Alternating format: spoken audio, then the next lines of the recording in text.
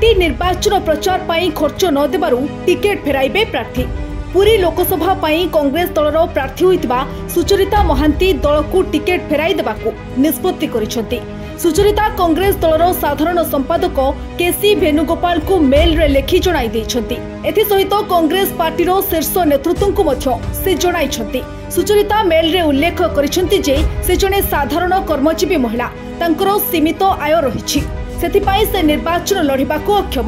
दल तांको निर्वाचन प्रचार पाई आर्थिक सहायता न देले से किभली निर्वाचन लड़िबे बोली प्रश्न करिसेंती सुचरिता।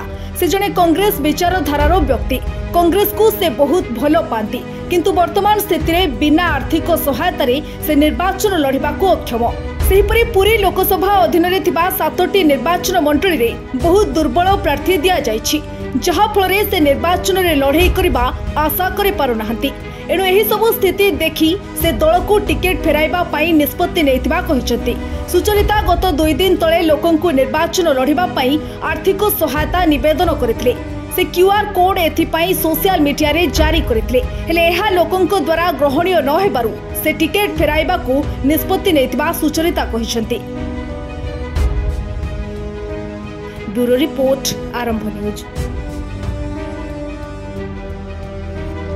अधिक खबर पाई आम फेसबुक पेज को लाइक, फॉलो एवं यूट्यूब चैनल को सब्सक्राइब करंतु।